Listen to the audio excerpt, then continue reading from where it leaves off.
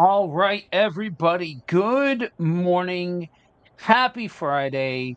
We've got a full house this morning as we jump into First Samuel, continuing to work our way through the entirety of the Old Testament, demystifying the Old Testament, walking through verse by verse, line by line, as we seek to help everyone be able to have the tools necessary to be able to navigate your way through what is essentially two-thirds, if not more, of the scriptures as a whole.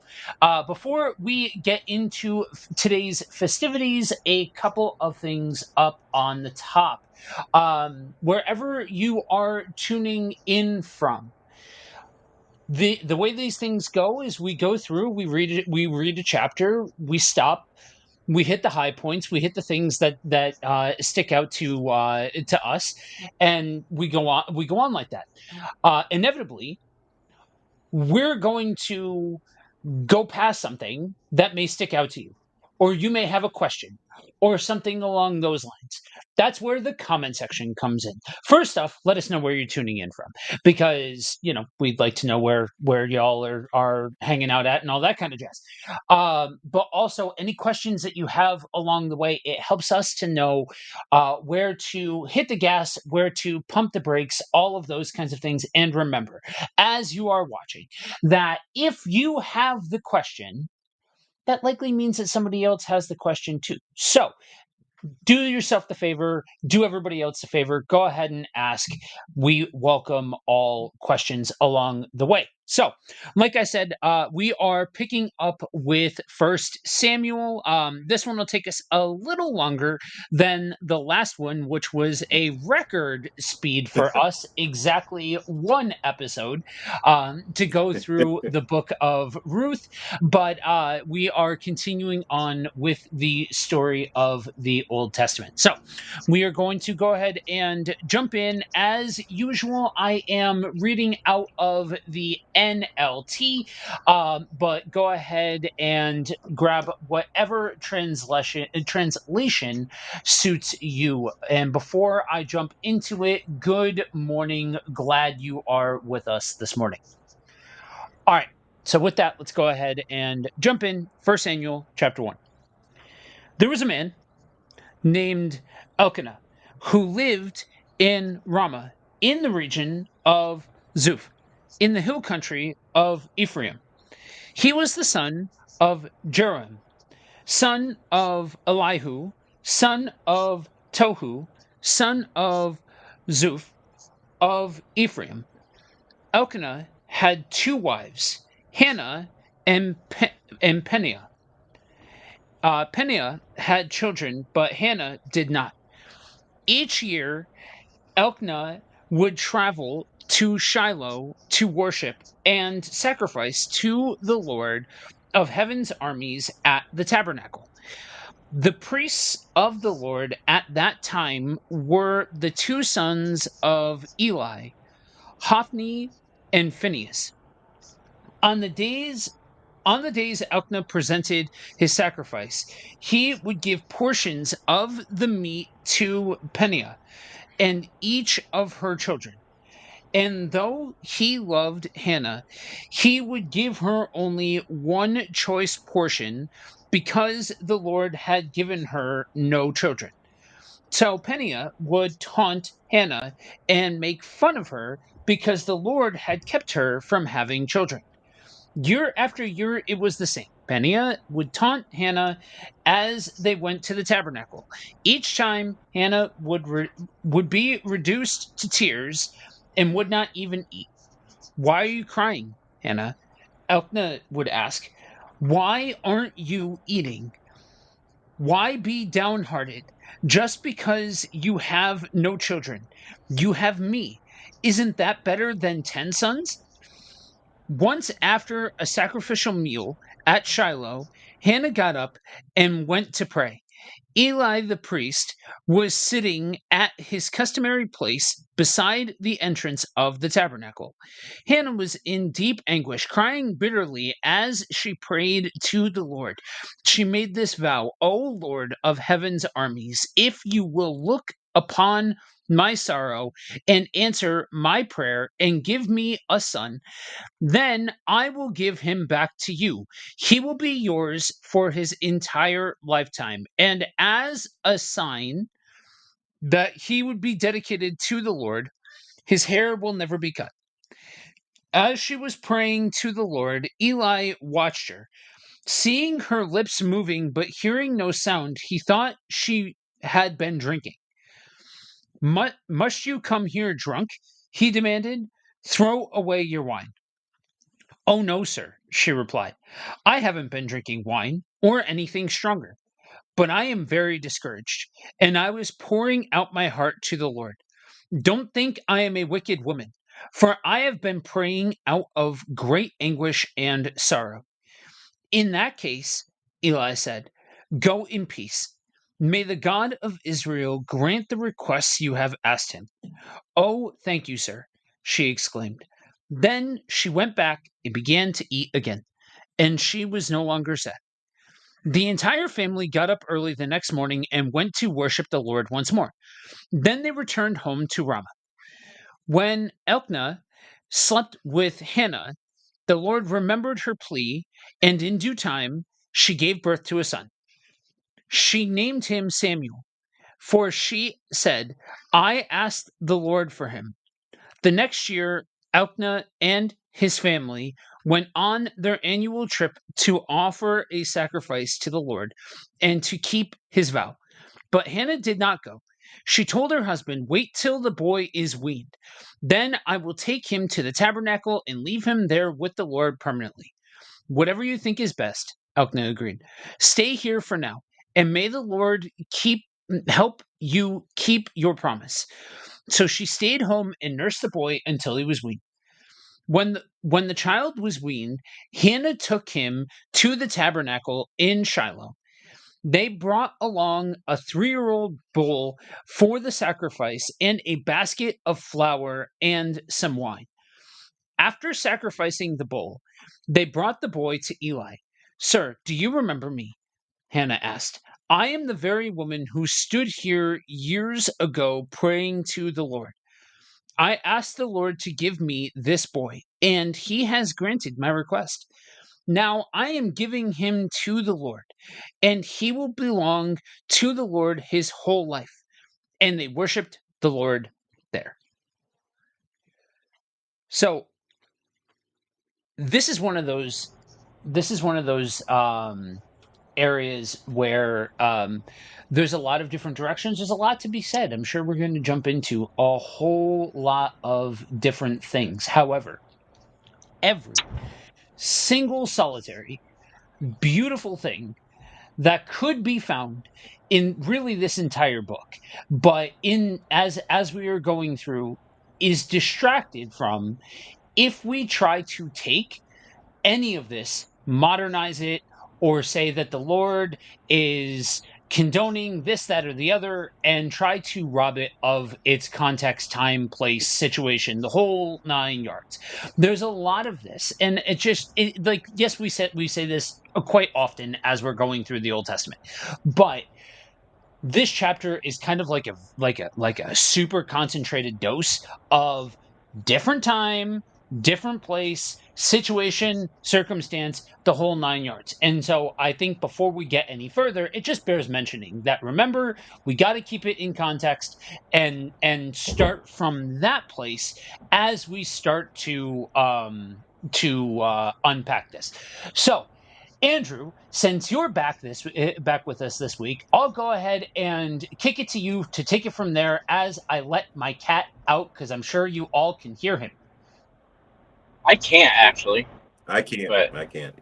apparently your cat's using the mic you were using when you got on that we couldn't hear you with. No, so like this chapter specifically is one that I mean, like you said, there's a lot of cultural things we got to take into consideration or anything like that. But at the same time, there's a lot of things from this chapter that, if nothing else, we as leaders in the church should be taking notice of. One of them is the fact that the mocking of Hannah because she was barren. That's not something that is just, it's a cultural thing. That's something that we still have going on within our churches right now. And the recognizing that is something we need to do a better job of, is recognizing the fact that the way we talk about family and children and motherhood and all that stuff as a church, we need to be more sensitive to those in our congregation that may be like Hannah, that have been praying fervently and have the faith and everything like that, Mm-hmm. but it's still not happening. It's there. And we got to make sure we also don't do what Elijah did and just assume that somebody that is in deep, heartfelt prayer and crying and praying so fervently that they are not able to talk, that they're just crazy or putting on a show or drunk or whatever it is. But that, we need to be more sensitive as church leadership to these kind of things. That's just one of those things. The other stuff with it, though, I think I love this story in general because the contrast in the faith of Hannah compared to everybody else that is mentioned is just so drastic that it can't be ignored.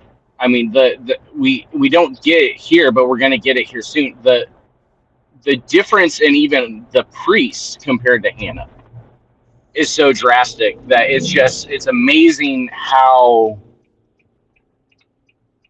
this woman that seemed to be, she was loved by her husband, but nobody else really cared about her, and she was made fun of all the time. But she was faithful, and her faith is what actually made her be noticed more than anything else in the end. It's just that part of the story always is huge for me in terms of just the image that we get of how strong her faith was in a time like we talked about last week with Ruth towards the end of the Judges, where faith was just kind of there. It wasn't a major piece of the cultural puzzle anymore. We've got another woman right after we finish with Ruth. We have another woman who is marked by her faith and belief in that Yahweh is still the God of the land, contrasted with men in the picture who are not living that way.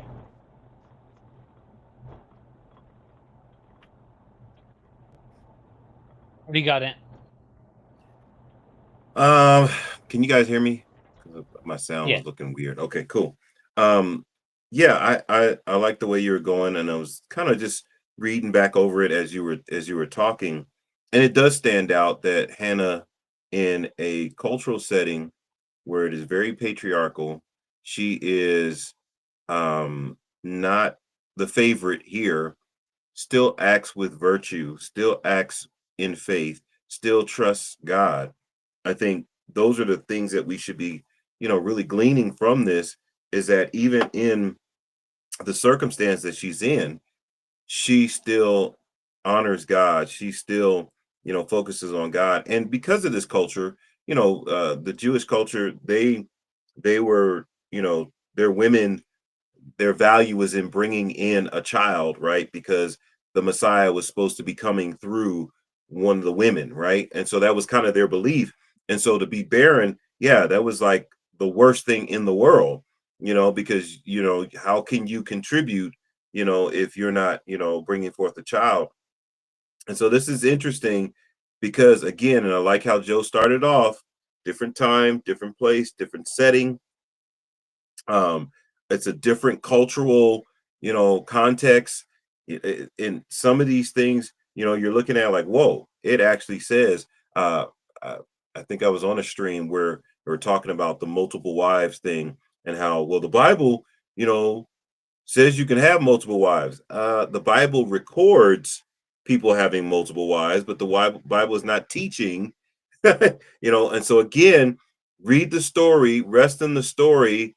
Don't try to, like, rob from the story things that support whatever you want them to support, or, because then you're missing the point of the story. The point of this story is Hannah's, faithfulness, and how she's going to be connected to this entire lineage that's going to bring forth, Jesus, and uh, specifically in this one, to bring forth Samuel, who's going to be the prophet that goes to David. It's also going to connect to Jesus. So even her, she's a part of this entire story. And if you narrow in too close, you're going to miss the big picture, And so you look at chapter 1, and you see Hannah's prayer, you see Hannah's vow. So the vow stood out to me, because when she vows that, if you bless me, I'm going to give this back, right? Give this back to the Lord. I'm going to give him back to the Lord. How many people go to God and want something from God, and they want it to the point where, well, I'm not going to keep it for myself. This is for the Lord. This is not for me. That is amazing. And then, of course, Eli, seeing her praying and thinking that she's drunk, because she's praying in such a way, it's so passionate. It's just unusual for him to see this happening. So yeah, this chapter 1 opens up pretty hot and heavy, with a lot of, if we were watching a movie, we would be, there's a lot of drama, a lot of drama going on there. Well, and I want to just add one other thing, because Joe, I had told you yesterday in the chat that there's a little bit of a personal story behind this chapter, and what you just hit there, Ant, is related to it. Because I, for those that don't know, I'm epileptic. My family, we never knew I was epileptic until college, but the first seizure I had was at 11 months. I was unconscious for like 8 hours, something like that.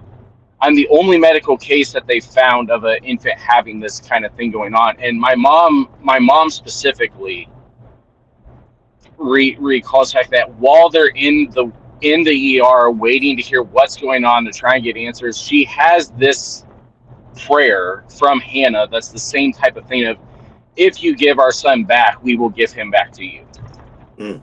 Wow. And just and it's one of those things where it's hard. We got to be careful with it, because we don't want it to be a name it claim it type of thing. Right. It's not a prosperity gospel type of thing, but there's something about the faith of parents when it's praying for the children, saying that we just want to be with them, but we know they are yours. And if you can just let us have a little bit more time, whatever you're going to do, we are going to let it happen. It is something that it's not talked about a lot. I know I've had conversations with a couple of people about the fact that the prayers of a grandmother, for whatever reason, a grandma's prayers seem to be heard a lot clearer than other people, for whatever reason that is. It's just something about that kind of bond between mom and kid, grandma and kid, that pulls the level of faith that is involved with that relationship always seems to have a little bit more impact than we typically notice. But especially a parent that's willing to say, we are going, whatever you are going to do with our child, we want to help get it there, is something that is, it's more, it seems like it's a very simple prayer in desperation, but at the same time, it's like we were talking about, it shows, it contrasts a level of faith that we see in Hannah that is a little bit different than what we typically talk about when we talk about praying and faith and things like that. Yeah. This is y'all are hitting on things that are at the core of why I get labeled so many different things. and why nobody really knows what to do with me, because I am a weird blend of, depending on who you ask, hyper spiritual and incredibly skeptical. Um, and it's interesting because on one side of it, we have, if we are going to take seriously the deep notes of the Christian faith, then we have to take seriously the supernatural notes of it.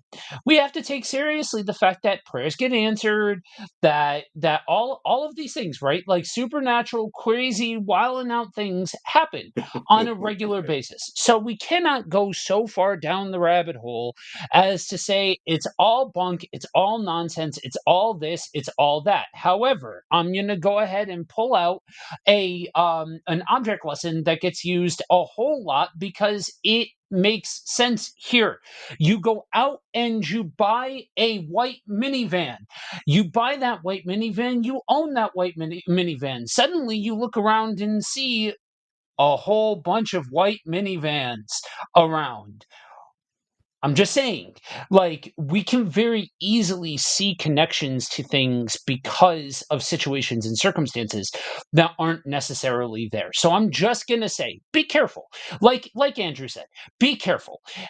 I'm not sure I would necessarily label it, name it, and claim it personally. I see what you're doing there, but I think that there is a propping up that can happen when we start to talk about um praying in desperate times, praying in desperate moments, and things like that. And I think sometimes when we think too hard about that, it can result in this idea that we come to God expectantly that it's always going to come out aces, because I I prayed earnestly. I prayed deeply. All of those kinds of things. I'm not saying that that's what anybody's saying on the stream. I'm just saying that we have to be careful when processing these things and modernizing these things and taking these things too far down any particular trail, because we can get ourselves real messed up real easy. That being said, I 1000% to anybody who's been tracking with KFM, with any of the shows, any of the live streams, any of this, I have not been quiet about my story, and so there is a certain level of the only word that's coming to my mind is cynicism, and I don't necessarily mean cynicism, but it's just a different perspective when Well, talking about these kinds of things. So and so for there's me, another part of the story here. We don't know that this is the first time that she ever did this. She may have done this over and over and over again with no result. Like, we only have the recording of the fact that she had this prayer with a good result. It may be that this was years and years and years. This was the normal practice, because the normal practice was that they went to Jerusalem. The normal, or not Jerusalem, to the temple. The normal practice was that she got made fun of. The normal practice was all this stuff. It may not have been I prayed in desperation one time and God answered it. This could have been something that was a regular occurrence over and over and over that we just don't have record of. So we can't even use this story to say, "Oh, look, one time if I pray in desperation one time, God's going to answer it." We don't see that in the story. We don't know that that's what's happening. Yeah, I I think, I but I think that goes to what Joe was saying earlier. Sorry about that. I didn't mean to cut you off.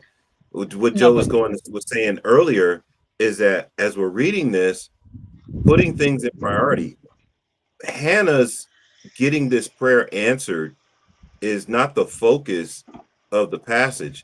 The focus of the Mm-mm. passage is how Samuel came to be. Yeah, Hannah's prayer is secondary, to the main point. And I agree with you, Andrew, that she may have prayed this prayer hundreds of times before this moment. But the reason why this is recorded is because it's talking about the birth of Samuel and how he came, yeah. to be. Yeah, and that's my point. And I would just the only and I wouldn't even call it necessarily pushing back. The only asterisk that I would put on what you said, Andrew, as far as this could have been the 100th time, this could have been the 1,000th time, whatever. We don't know. Is that it doesn't matter. It's not. It doesn't. We need to make sure that we aren't focusing on the prayer being answered as the focal point of the conversation, because if we do, that's where it gets lost. And and it's just one of those things. The further I get down the road of walking with people in deep spiritual notes and trying to help them understand the reality of relational context for our faith, all of those kinds of things inevitably, uh, I'll say 9 times out of 10, because I can't speak for every single situation in every single circumstance, but by a stunning majority, I come across people that prayed something with all their heart and it didn't work out. And and this is where we need to make sure that we aren't modernizing these things and taking these things too far down the rabbit hole, because we can very easily, without even meaning to, without having any intention of anything maniacal or mustache twirling or anything else like that, lead people into very serious heartache, very serious issues that turn them away from God as a whole, because we point to stories like this and say, look at the faithfulness of God. And that's not wrong, but that's also has to be handled with a level of nuance that speaks to the context and the whole picture, that this isn't a story of, hey, look at the importance of kids, hey, look at the importance of parenthood, hey, look at the importance of praying without ceasing, hey, look at the importance of praying earnestly, hey, look at this, because we're going to lose the rabbit. We're going to lose the rabbit. It's to Ant's point, that's not what this story is about. This story is not about the earnest prayers of a parent. This is not about the earnest dedication of a parent. This is about the origin of a person who is a part of the bigger story. That is the main point. If there's other points, like to Andrew's point, because I this is how this goes, right? Andrew's on and I bust his chops for like an hour and a half. That's how this works. Um and but I want to give him flowers. He raised a very good point. When you start to extrapolate out that importance of parenthood, and you start to take, hey, look at the Bible says how important it is to be a parent, and you almost subconsciously grab the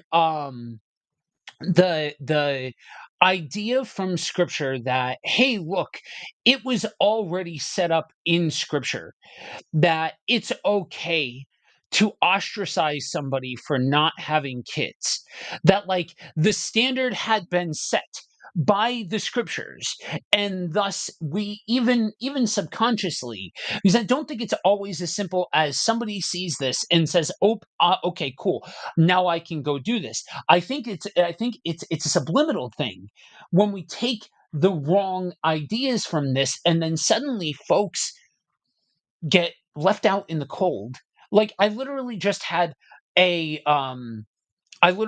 conversation with a church who had asked me to help them with some ministry stuff and all of this sort of stuff, and we were planning this whole ministry hitting this whole group of people that didn't have anything to do with parents or kids or anything else like that, and the entire thing got scrapped so that way they could launch a kids ministry. And when we take stuff like this so far as to say the only value that you have is if you are a parent, then we seriously get this twisted. And so, yes, to go back to the cynicism portion of it, I hyper vigilant maybe to the idea that we are we are we just have to be very careful. Any context that we take out of this that isn't the story, talking about the power of somebody else's prayer, the power of parents, the power of this, the power of that, we just have to be careful because we're playing on thin ice. And if anybody disputes me that that's not naturally thin ice, look around. Like, seriously, open your eyes and look at the world around you because this is real. As the dude here that does not fit the bill for the standard parent and all of that, I am a dad, but it's a whole other thing. Just we just got to be careful. That's all. And yes, Lingo, my Ringo, we are live. You are not watching a rerun. So, now that we have thoroughly now that the horse is begging for mercy, let's go ahead and shift gears here if unless somebody else has somebody else or has something else to add.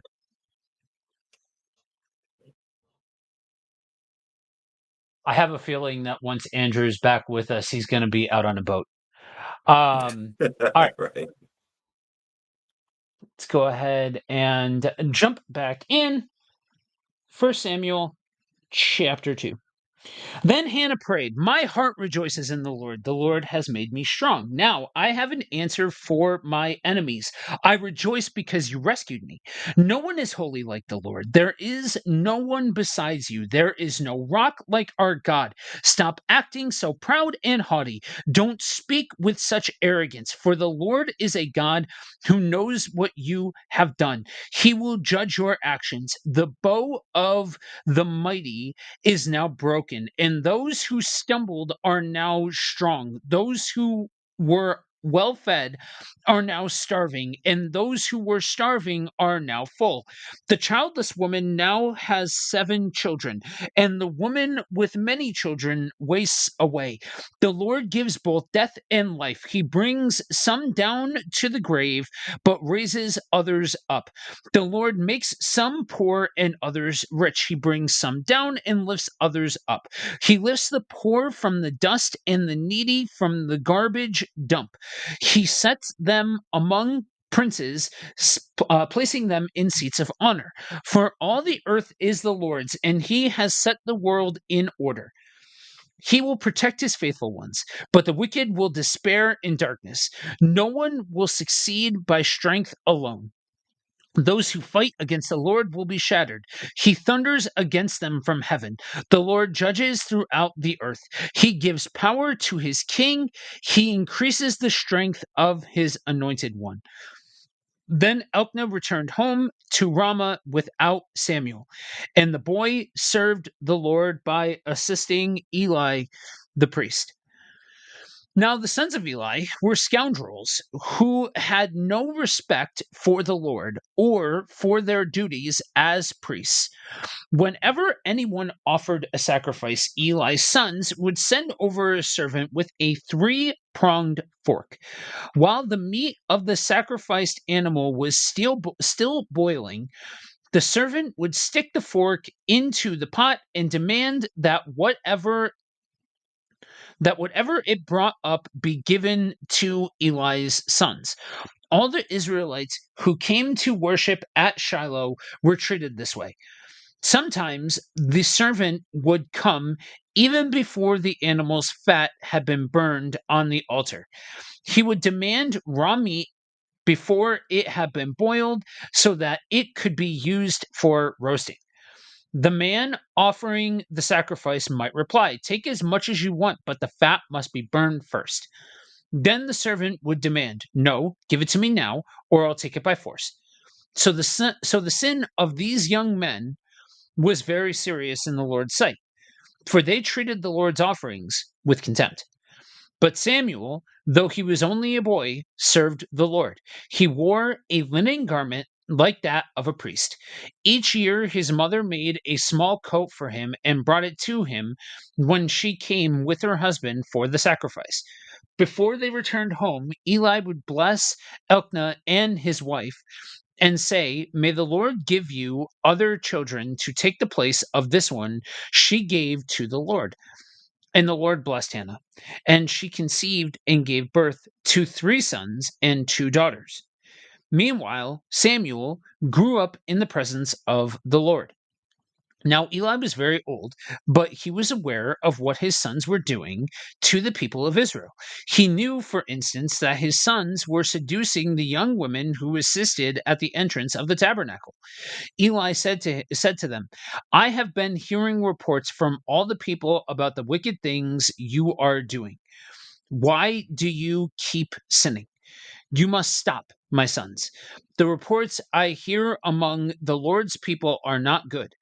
If someone sins against another person, God can mediate for the guilty party. But if someone sins against the Lord, who can intercede?" But Eli's sons wouldn't listen to their father, for the Lord was already planning to put them to death. Meanwhile, the boy Samuel grew taller, and grew in favor with the Lord and with people. One day, a man of God came to Eli and gave him this message from the Lord: "I revealed myself to your ancestors when they were Pharaoh's slaves in Egypt. I chose your ancestor Aaron from among all the tribes of Israel to be my priest, to offer sacrifices on my altar, to burn incense, and to wear the priestly vest, as he served me. And I assigned the sacrificial offerings to your priests. So why do you scorn my sacrifices and offerings? Why do you give your sons more honor than you give me? For you they have become fat from the best offerings of my people Israel. Therefore, the Lord, the God of Israel, says, I promised that your branch of the tribe of Levi would always be my priests, but I will honor those who honor me, and I will despise those who think lightly of me. The time is coming when I will put an end to your family, so it will no longer serve as my priests. All the members of your family will die before their time. None will reach old age. You will watch with envy as I pour out prosperity on the people of Israel. But no members of your family will ever live out their days. The few not cut off from serving at my altar will survive, but only so their eyes can go blind and their hearts break, and their children will die a violent death. And to prove that I have said what I have said will come true, I will cause your 2 sons, Hophni and Phinehas, to die on the same day. Then I will raise up a faithful priest who will serve me and do what I desire. I will establish his family, and they will be priests to my anointed kings forever. Then all of your surviving family will bow before him, begging for money and food. Please, they will say, give us jobs among the priests so we will have enough to eat. Well, there you go. Um, yeah. So it's this takes a bit of a turn here, right? Because we're talking about these, the origin of Samuel, and then we're talking about the setting for what the situation looks like at that point in time. So, and where do we go from here? Well, like you said, we wanna stick in and rest in the story. This is again, just like Ruth, this is rich with um Torah, Levitical law, from what we're seeing, and how the sons of Eli, receiving the sacrifices according to the law of Moses.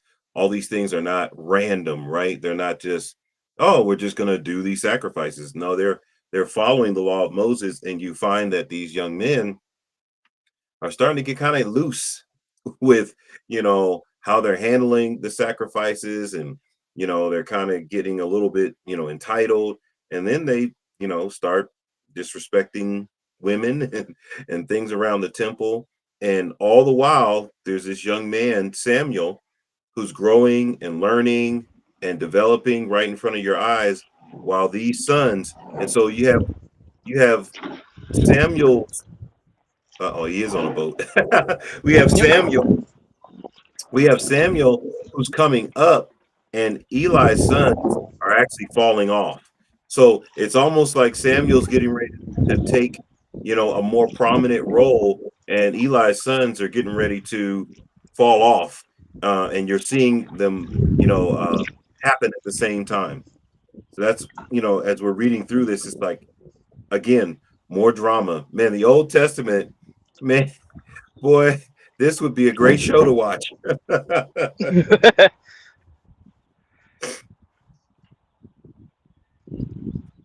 What do you got, Andrew?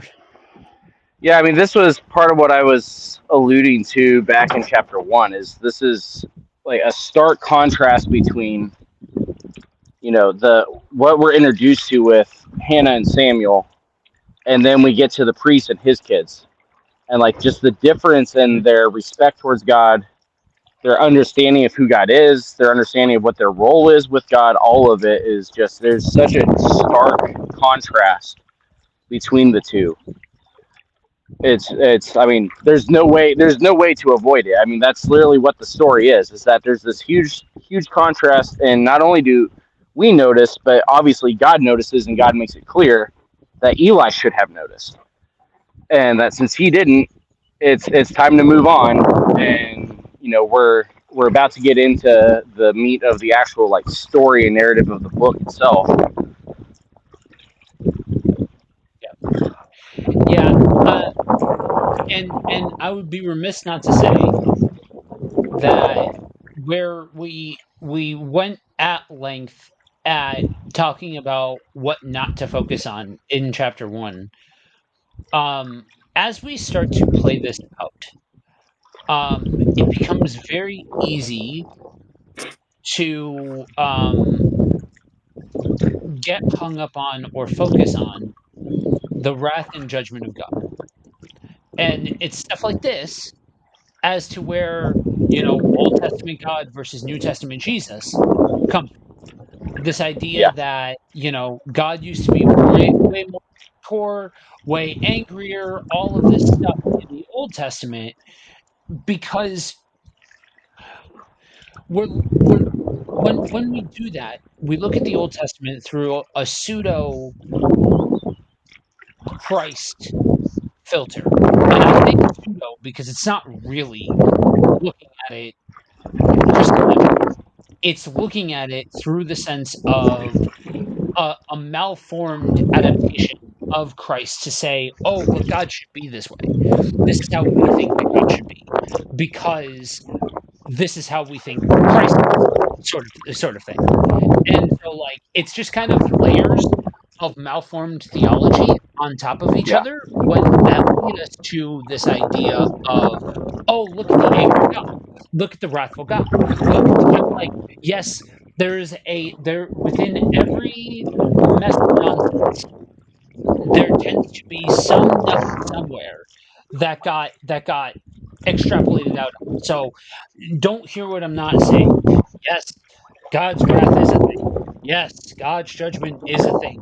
But when we become so hyper focused there that it's just like we talked about there. When you fixate on one dimension of it and build an entire story, an entire theology off of one aspect and one dimension of it, you lose parts of the bigger picture that are happening. And so it yeah, just this is just one of those areas where I watch people start to go off the rail of, "Oh, look at the angry God. He's gonna slaughter everybody. He's gonna kill an entire family. He's killing innocent people because somebody screwed up," and all of those kinds of things.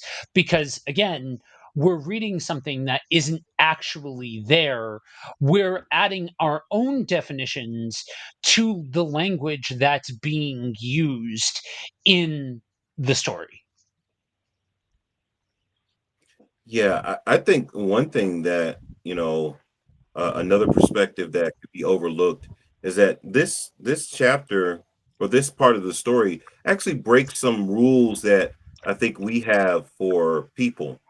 Eli is going to be teaching Samuel how to follow and know the voice of the Lord, while he's got sons that don't Yeah. follow and know the voice of the Lord. I mean, it's almost like most people would say, well, how can he teach anybody anything when his sons are acting this way? Right? I mean, that's kind of the common thought process, but we see that it kind of breaks that rule here. That Eli is actually going to be a great help to Samuel where he could not help his sons, and so it's just an interesting paradox, I guess that would be, if that's the word I want to use. But yeah, it's an interesting dilemma there, that he's going to be such an important part of Samuel becoming who he is, but yet his sons are corrupt and he don't know what to do with them.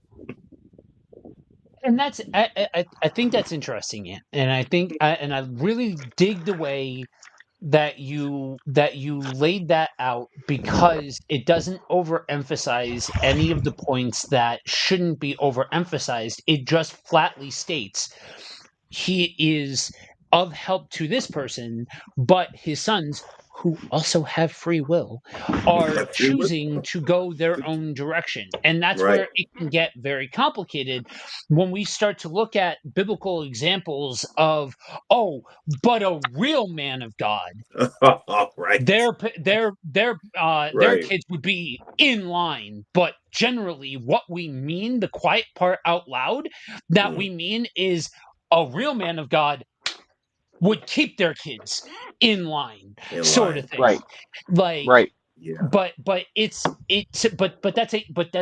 but again, nuance. Like, if today's word of the day is nuance, Nuance. approach this with nuance. If you can look at the Yeah. nuance of all of it, then you can get to what Ant is saying, where yeah, like that's the situation. You laid it out. Like, yes, that's what we are going to watch play out in the grand scheme of all of this. We don't need, like, but like, keep going, like keep walking, keep going, you know what I mean? In Andrew's case, keep rowing. Keep rowing. uh Paddling. Paddling. Okay, Paddling, there we paddle. go. um I'm not well versed enough in boat culture, apparently. Yeah. um but keep going, and you'll actually be able to see how the story plays out. Like Andrew said, this is how we're getting to this is how, like we're getting to the point where the actual, like, this is just setting, this is just trimming, this is just context. We haven't actually gotten Right. into what the storyline really is, of what, where we're heading and all of that sort of stuff. Yeah. And the last thing I'll say about that is, for that parent, like and I love what you said, Joe. For that parent out there that says, I'm a failure because my children who are adult are choosing to live a way that doesn't reflect what I believe I taught them and all this kind of stuff. And that's not on you. They have free, you said Yeah. it, they have free will. They're choosing Yeah. their life. But look at Samuel, who's a young man who, listening to Eli, is going to grow and learn from the same guy whose children chose to do something different. And so, parents out there that say, man, I blew it. My children are living away. And that's not always on you. People have free will and they make their decisions. That doesn't mean that you can no longer help anybody because maybe I didn't get through to my own children. Yeah, that's good. All right, let's go ahead and jump into chapter 3. Meanwhile, the boy Samuel served the Lord by assisting Eli. Now, in those days, Messages from the Lord were very rare, and visions were quite uncommon. Eli, who was almost blind by now, had gone to bed. The lamp of God had not yet gone out, and Samuel was sleeping in the tabernacle near the ark of God. Suddenly, the Lord called out, Samuel. Yes. Samuel replied, What is it? He got up and ran to Eli. Here I am. Did you call me? I didn't call you, Eli replied. Go back to bed. So he did. Then the Lord called out again, Samuel. Again, Samuel got up and went to Eli. Here I am. Did you call me? I didn't call you, my son. Eli said, Go back to bed. Samuel did not yet know the Lord because he had never had a message from the Lord before. So the Lord called a third time, and once more Samuel got up and went to Eli. Here I am. Did you call me? Then Eli realized it was the Lord who was calling the boy. So he said to Samuel, Go and lie down again. And if someone calls you again, say, Speak, Lord, your servant is listening. So Samuel went back to bed. And the Lord came and called as before, Samuel, Samuel. And Samuel replied, Speak, your servant is listening. Then the Lord said to Samuel, I am about to do a shocking thing in Israel. I am going to carry out all my threats against Eli and his family from beginning to end. I have warned him that judgment is coming upon his family forever because his sons are blaspheming God and he hasn't disciplined them.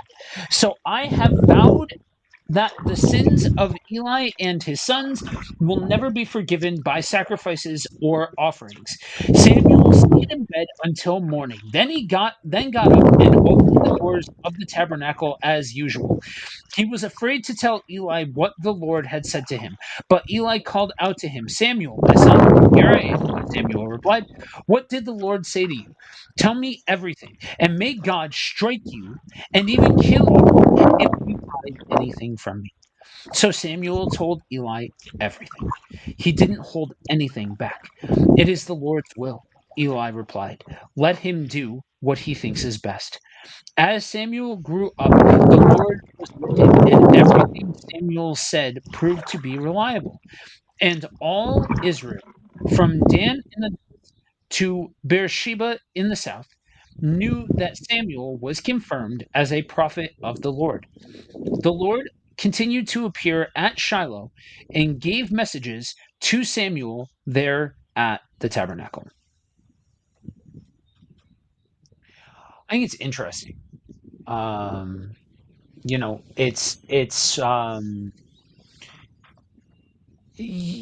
I think sometimes we get this picture of the burning bush. We get this the big bombastic. Oh, it's God. It's God talking. How could you possibly miss that? Like how could you possibly mistake God saying something for anything else? But like multiple times.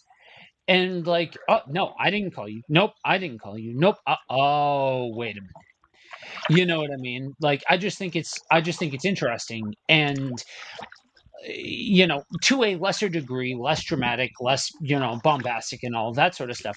I just think this falls into that category of, oh, this is stuff that, like, oh, they were so dedicated to God that they knew the second that these things happened, that it was God talking, and all of this sort of stuff. It very easily could have become that.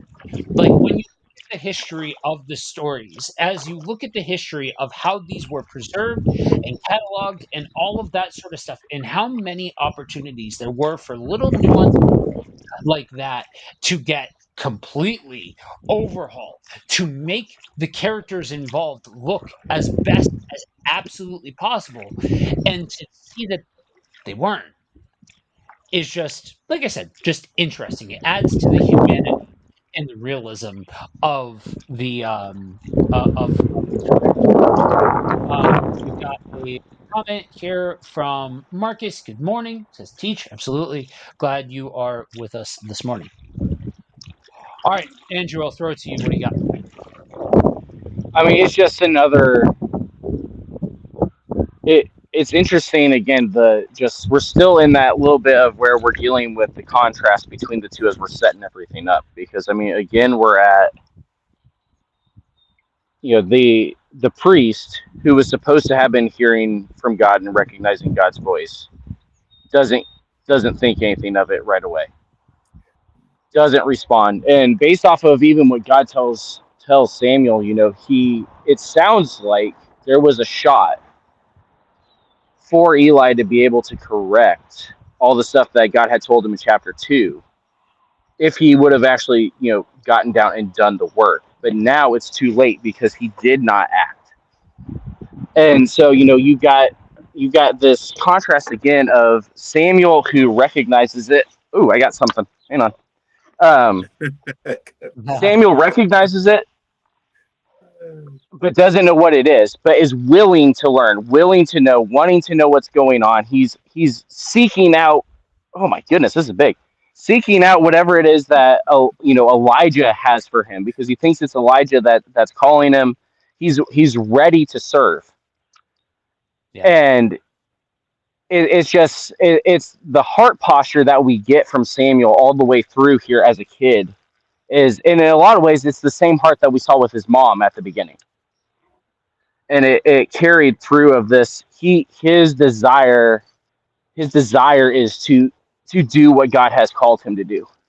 My goodness, this thing is, oh, it broke my line. It broke my line. Right. But yeah, this desire to serve is what stands out the most. Is just that, he's ready. He doesn't even know what it means. He doesn't understand what any of it is. He was just dropped off at the temple as a boy, but yet Yeah. he's ready to serve and wants to do what's right. Yeah. Yeah. Man, You know, did he say something? Okay. no, you're Yeah. good. Yeah. Okay. Um, yeah, I like the, as we were talking about before, the transition point here.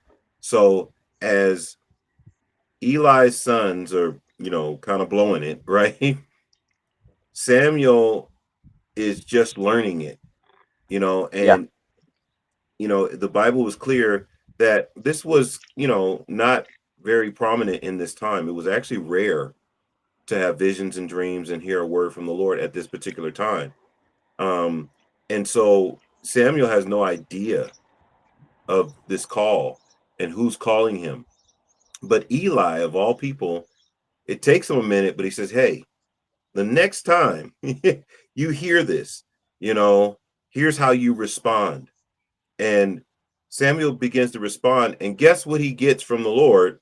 He gets a word of correction or judgment against Eli and his sons. And Eli's hmm like, look, don't hold back. Tell me the truth. I felt like that was admirable because Yeah. for him to say, you know what, tell me everything, because he probably already knew that things were not the way they should be. And if this young man is hearing from the Lord, I don't want to run from it. You know, I'm gonna take my medicine like a man. I hate to say it like that, but I'm gonna take this medicine. Speak. Tell me what it is that the Lord says, and He says specifically because he didn't discipline his sons. You know, this is where you don't want to go too far. Is that yeah, him disciplining his sons was not going to change them, but it was going to allow people to see that he's not approving of these actions. It almost seemed like he was passive, like he didn't yeah, say anything to them, like he never said a word to his sons as they were doing these things, even though he knew it was wrong. But again, the main point is this transition of the priest, transitioning out, and now the emergence of a true prophet, which this was, again, something new in this time. They hadn't had a prophet like this since Moses. So this is brand new. And I think if we stick with the story, we stick with the narrative, we started in Genesis, we've been walking through this thing. And if we can hold on to the context of what's happening, we're seeing an incredible shift that is happening in Israel at this time with the emergence of Samuel as a prophet. His role is going to become huge, as he steps up here. Yeah. Yeah. It's also worth noting that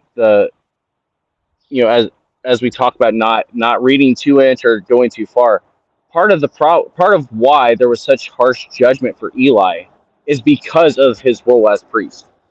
Like he had a Right. much higher standard he was supposed to meet, and especially because of the fact that priesthood was supposed to be a family thing. This was their inheritance, is what it says. His son should have recognized that also. And so the fact that the whole family was denying their inheritance, that was the issue, much more than just he was a horrible father. It was he denied the inheritance. And so because he denied the inheritance, there was punishment for it. Yeah. Yeah. That's an important distinction, because I think if we allow ourselves, this can rest on the level of a commentary on his on how good or bad of a job he was doing as a parent, when in all actuality what we're seeing more so here is um almost like an apathetic tone to the role that he's called to. And it's an Yeah. interesting juxtaposition between Eli and Samuel, where one is like almost lackadaisical. You know what I mean? Like, I'm gonna tell you, but like hold out your hand so that way I can slap your wrist. You know what I mean? Sort of thing. Whereas Samuel's like, yeah, no, this is my role. Like, this is what I am, this is what I am here to do, and thus I am going to do it. And I call it apathy because, like you said, Ant, there is this air of, all right, I earned this. Let me take my licks. Let me do, like I have this coming. But he doesn't change. Like, Right. nothing Yeah. changes. He just understands what has happened, and he's like, and it's almost like he's given up.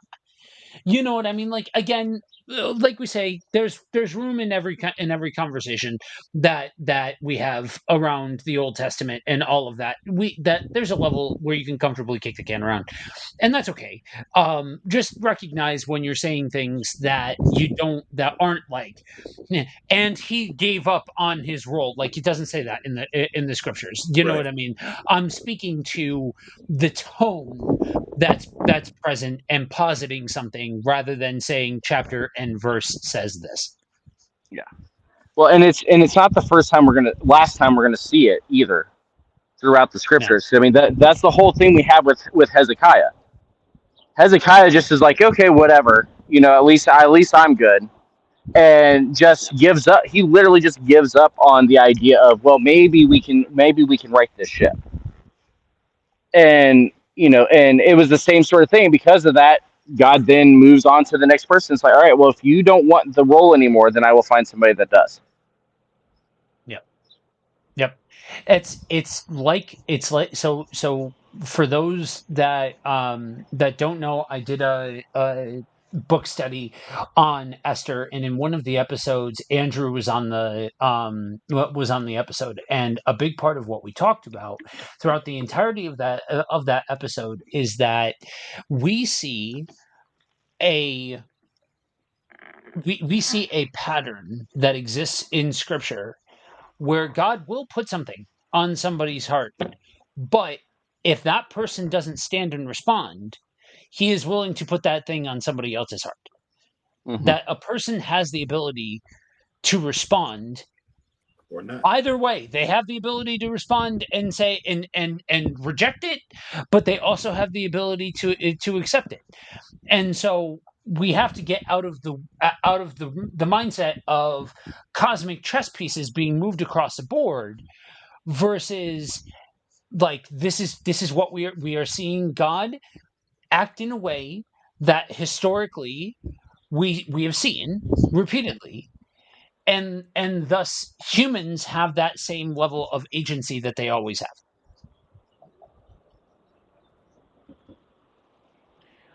All right, let's go ahead and jump back into the text. We are picking up with chapter 4. And Samuel's words went out to all the people of Israel. At that time, Israel was at war with the Philistines. The Israelite army was camped near Ebenezer, and the Philistines were at Aphek. The Philistines attacked and defeated the army of Israel, killing 4,000 men. After the after the battle was over, the troops retreated to their camp, and the elders of Israel asked, "Why did the Lord allow us to be defeated by the Philistines?" Then they said, "Let's bring the ark of the covenant of the Lord from Shiloh. If we carry it into battle with us, it will save us from our enemies." So they sent men to Shiloh to bring the ark of the covenant of the Lord of heaven's armies, who is enthroned between the cherubim. Hophni and Phinehas, the sons of Eli, were also there with the ark of the covenant of God. When all the Israelites saw the ark of the covenant of the Lord coming into the camp, their shout of joy was so loud it made the ground shake. "What's going on?" the Philistines asked. "What's all the shouting about in the Hebrew camp?" When they were told it was because the ark of the Lord had arrived, they panicked. "The gods have come into their camp," they cried. "This is a disaster. We have never had to face anything like this before. Help! Who can save us from these mighty gods of Israel? They are the same gods who destroyed the Egyptians with the plagues when when Israel was in the wilderness. Fight as never before, Philistines. If you don't, we will become the Hebrews' slaves, just as they have been ours. Stand up like men and fight." So the Philistines fought desperately, and Israel was defeated again. The slaughter was great. 30,000 Israelite soldiers died that day. The survivors turned and fled to their tents. The ark of the Lord was captured, and Hophni and Phinehas, the two sons of Eli, were killed. A man from the tribe of Benjamin ran from the battlefield and arrived at Shiloh later that same day. He had torn his clothes and put dust on his head to show his grief. Eli was waiting beside the road to hear the news of the battle, for his heart trembled from the safety of for the safety of the ark of God. When the messenger arrived and told what had happened, an outcry resounded throughout the town. "What is all the noise about?" Eli asked. The messenger rushed over to Eli, who was 98 years old and blind. He said to Eli, "I have just come from the battlefield. I was there this very day." "What happened, my son?"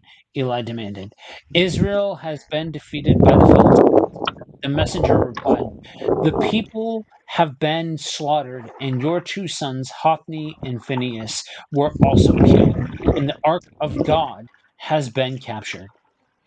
When the messenger mentioned what had happened to the ark of God, Eli fell backward from his seat beside the gate. He broke his neck and died, for he was old and overweight. He had been Israel's judge for 40 years. Eli's daughter in law, the wife of Phinehas, was pregnant and near her time of delivery.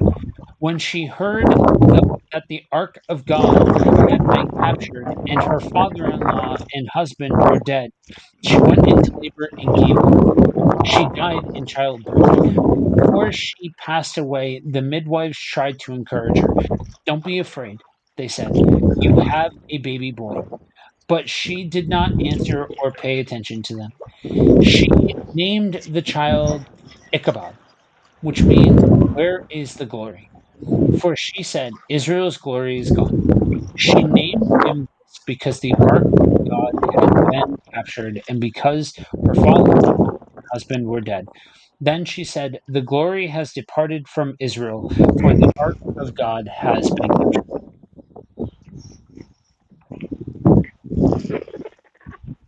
Yeah, this story continues to be dramatic, you know? Um, but yeah, so and it happened just as was said was going to happen, with Eli's whole family going and all of that. It's interesting.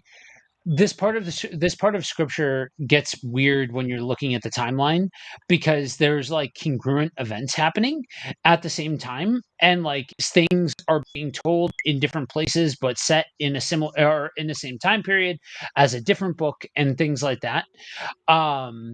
So it's kind of like a multi-camera look at the different things that are going on at different points in Israel's history. Ant, what do you got?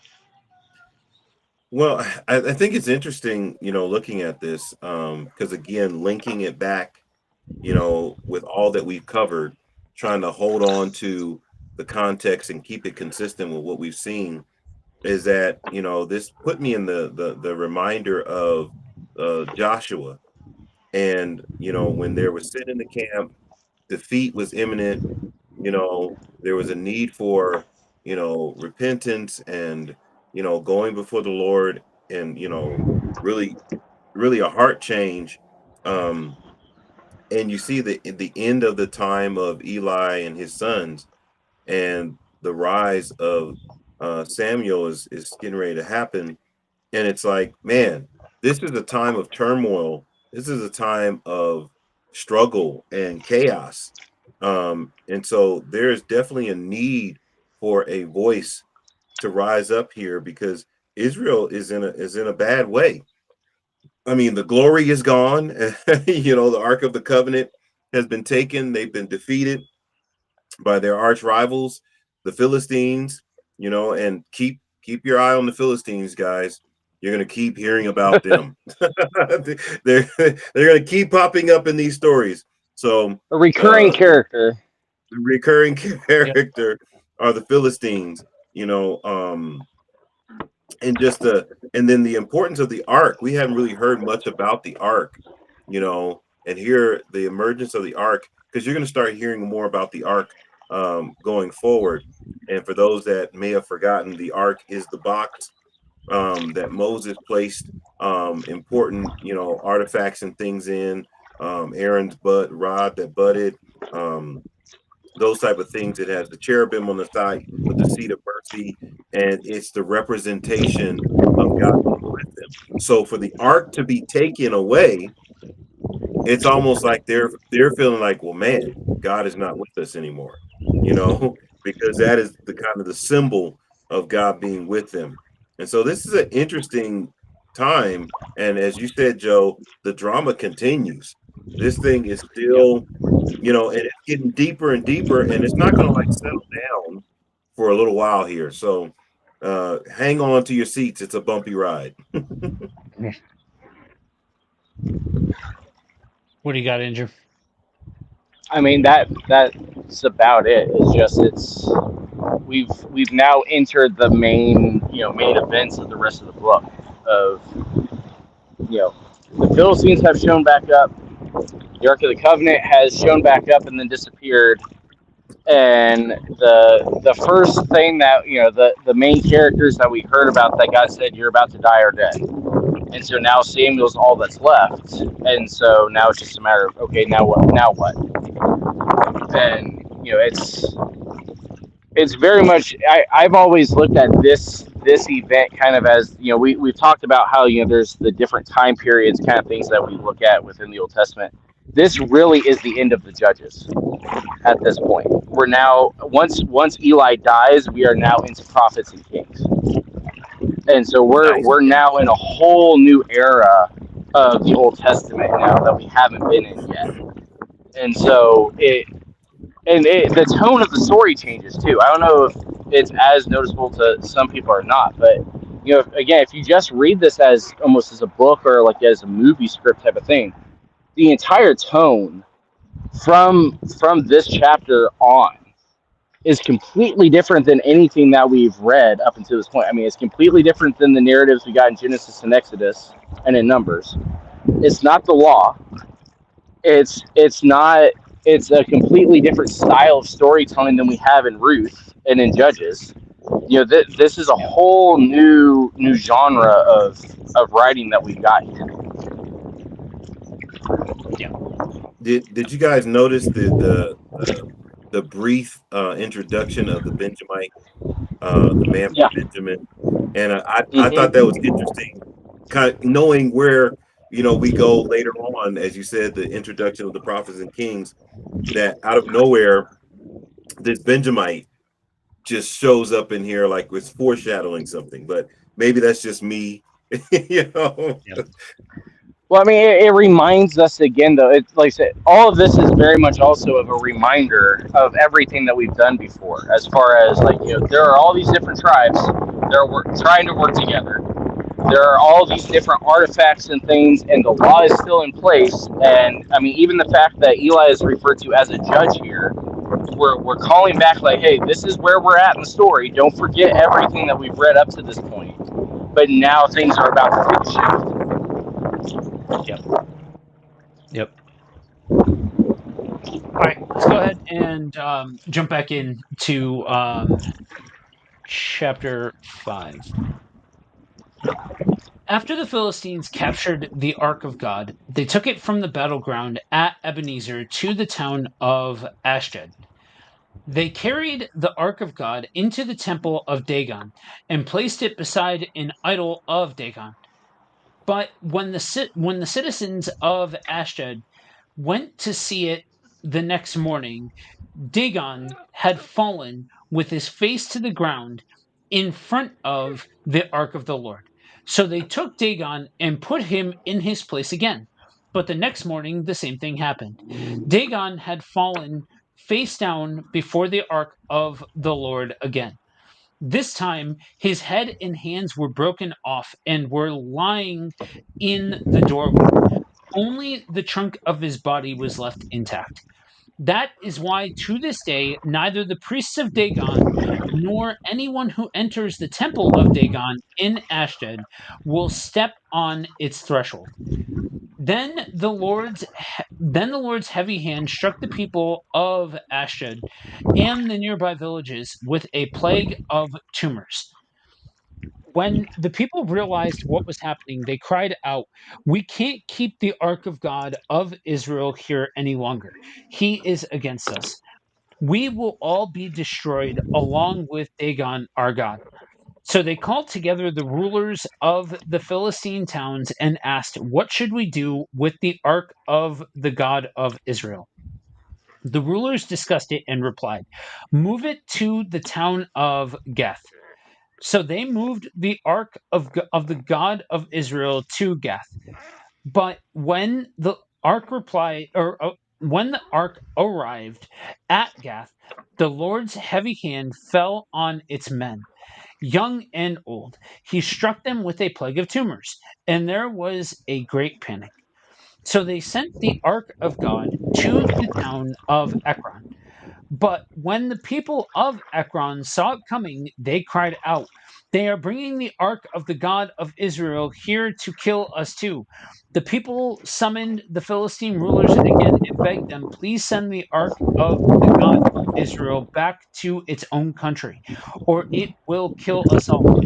For the deadly plague from God had already begun, and great fear was sweeping across the town. Those who didn't die were afflicted with tumors, and the cry from the town rose to heaven.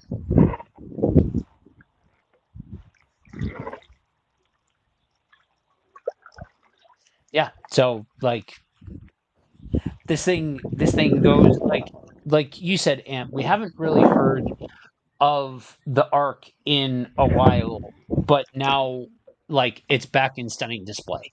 You know what I mean? Like and it has been taken, and now everybody who has taken it and everybody who receives it is now paying the price.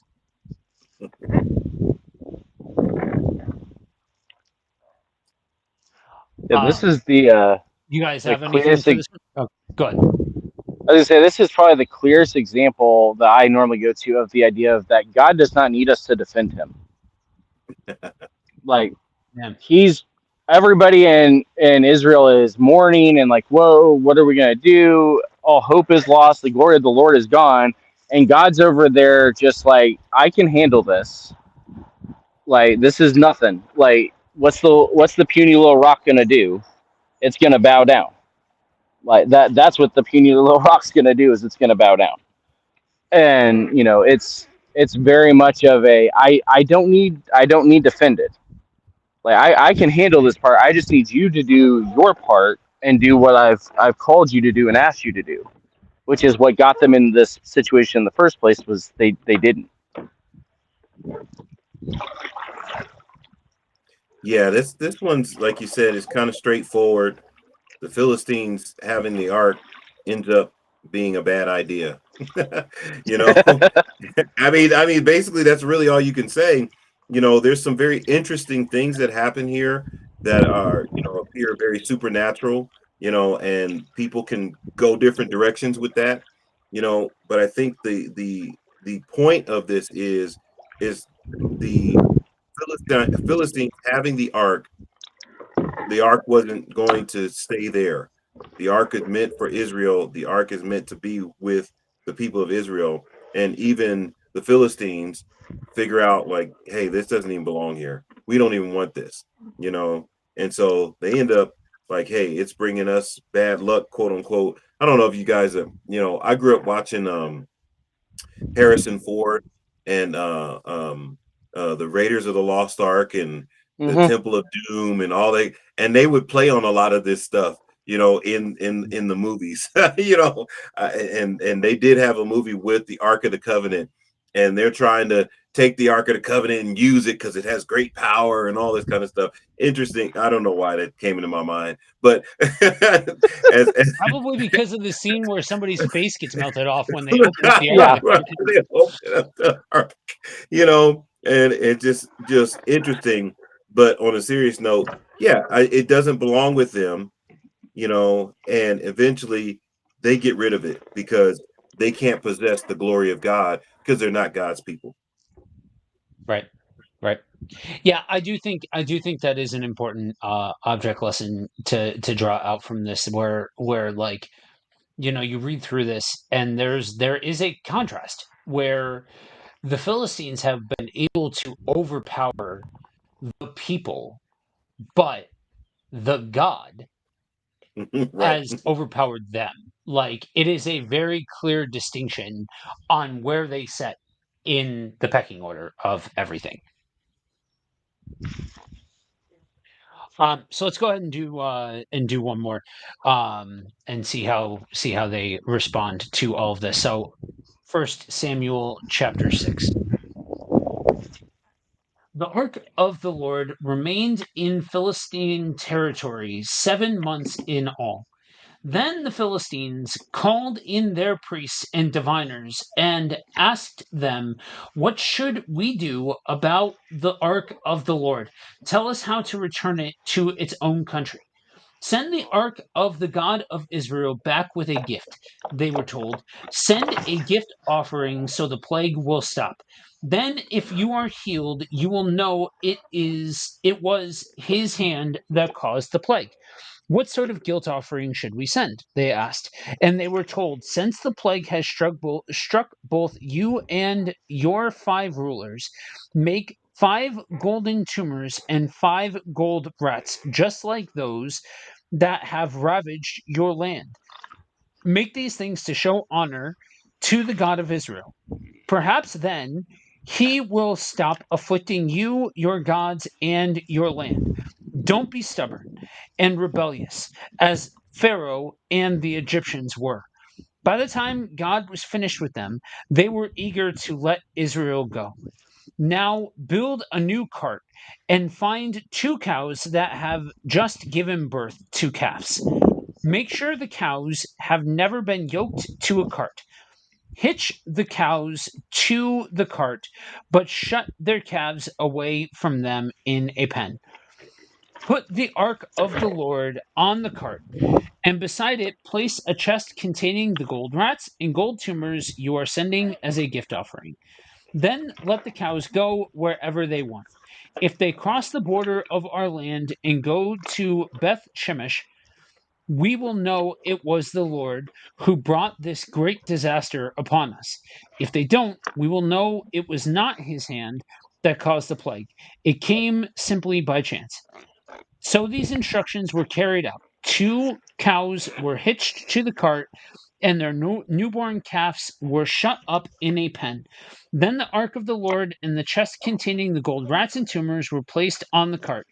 And sure enough, without veering off in other directions, the cows went straight along the road toward Beth Shemesh, lowering as they went. The Philistine rulers followed them as far as the border of Beth Shemesh. The people of Beth Shemesh were harvesting wheat in the valley, and when they saw the ark, they were overjoyed. The cart came into the field of a man named Joshua and stopped beside a large rock. So the people brought up the wood of the cart, broke up the wood of the cart for a fire, and killed the cows and sacrificed them to the Lord as a burnt offering. Several men of the tribe of Levi lifted the ark of the Lord and the chest containing the gold and gold tumors from the cart and placed them on the large rock. Many sacrifices and burnt offerings were offered to the Lord that day by the people of Bethshemesh. The 5 Philistine rulers watched all this and then returned to Ekron that same day. The 5 golden tumors sent by the Philistines as a guilt offering to the Lord were gifts from the rulers of Ashdod, Gaza, Ashkelon, Gath, and Ekron. The 5 gold rats represented the 5 Philistine towns and their surrounding villages, which were controlled by the 5 rulers. The large rock at Beth Shemesh, where they set the ark of the Lord, still stands in the field of Joshua as a witness to what happened there. But the Lord killed 70 men from Beth Shemesh because they looked into the ark of the Lord, and the people mourned greatly because of what the Lord had done. Who is able to stand in the presence of the Lord, this holy God? They cried out. Where can we send the ark from here? So they sent messengers to the people of Kiriath Jearim and told them, the Philistines have returned the ark of the Lord. Come here and get it. So yeah, we even have examples of the people of God mishandling the ark and bad things happening. They must have never seen Indiana Jones. I'm just saying. Right. Uh, Yeah. so yeah, this becomes so intense that they just return it, and people try to look inside, and they get it too. So yeah, that's but I think that's a good object lesson to where things are at, because you have people who receive the ark and mishandle it. You know what I Mhm. mean? Yeah, I thought it was interesting them consulting their priests and diviners, their magic people. I'm like, hey, what should we do? How do we get rid of this? And them Yeah. coming up with their it's just interesting their knowledge of guilt offerings and things of that nature, and for them to say, "Here, this is how you should do this." You have 5 Yeah. kings, so we're gonna take 5, gold tumors, 5 rats, I don't know, or rat, whatever, and we're gonna give this, and if it was the Lord plaguing us, and he accepts this, then the plagues will stop, because we don't wanna be like Egypt, which is which is consistent when we read back. I remember in Joshua when Rahab said, "Hey, we've heard what you guys Yeah. did." Later on, there was another place they went like, "Oh, we've heard what the Lord has done." And even Yeah. here, we see that there is not just in Israel a record of what God has done for Israel, but the surrounding nations and competing or opposition, know and have heard of the Lord and what he's done, which is interesting in the grand scheme of it. As the story goes forward, you're like, it's interesting that this echoes and people know these stories very well, that it's not just in Israel that these stories are known, but even outside of Israel, those stories were known. Yeah.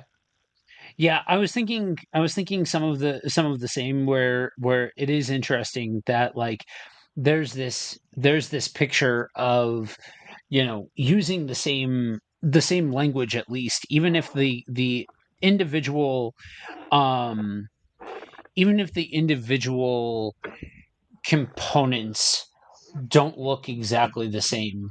There is a knowledge base of different types of offerings and things like that that would be used. So it is, I there's a picture here of God meeting people where they're at, in that, like, he's not like, he's created something different, but it's not completely upended what the people would know, to a degree. And so there's different, I it seems like there's a continuity of practice, but done in a different way, done out of a different posture, different things like that, that I think helps us to be able to, like, seeing that helps us to be able to root this in history, not just as some story that oftentimes gets told as if it sits absent from history. Yeah, like you said, same type of practices. The difference is, who are you sacrificing to? Who, are you honoring? Who is it that you are, revering and reverencing? And because we've talked about this before, one of the commandments is, you shall have no other gods before me, right? Which by default means there's other gods, right? Yeah, Mm-hmm. so I mean, it should follow. And so here we're seeing the King of Kings and Lord of Lords, the Most High God, against the gods of the Philistines, and they say that God is more powerful, and we need to bow down and respect him, even if we don't follow him. We need to respect him anyway, which is interesting in itself. That's interwoven into this story. And it again, it just struck me also, there's again almost a contrast of the respect that the Philistines have for God, compared to, again, we're back to, again, the priests of God himself, who were like, we're gonna take the fat, we're gonna Right. take the best of the offerings, we're gonna do all this stuff. Meanwhile, a foreign nation, a pagan Right. nation, is like, oh, we gotta be careful. Like, this could potentially be the end of our people here, and all they have is just a gold box. They don't know the story. They don't know the story. They just know that it's important to the people, and that apparently it's important to their God, and so we probably should put this back where we found it. Right. Yeah. Right. I like that. Um, all right. So, I think that's a good pausing point, for today's session. Um, we are going to pick back up next week, going through, continuing on the story. But for now, Ant, you want to go ahead and pray us out? Yes, sir. Yes, sir. Father, we thank you for this time. We thank you for this opportunity to go through your word and study it together. I pray, God, that you reveal to us the things that are important, the things that we need to take away, the things that will help us to know you better and understand our relationship and role in your purpose, your plan, and your mission. Lord, I thank you for both of these gentlemen, as they have a love for your word and a love for your people. And I just pray, God, that you would bless anyone who watches this, whether now or later on, to have a hunger and thirst for your word. And so, God, we thank you for this time in Jesus' name. Amen. And All right, y'all. That's it. That's all. That's a wrap. Thank you all for joining us this morning. Remember, if you are watching this on the playback, you can still leave comments and questions and things like that even after the fact. We will be paying attention to them even afterwards. Just a reminder, if you are in need of prayer, you can head on over to kfmbroadcasting.com/prayer. There's a form fill that you can fill out. That form will go to our team, and we will be in prayer for you there. For now, remember two very important things: that you are prayed for and you are loved deeply. All right. Peace, y'all.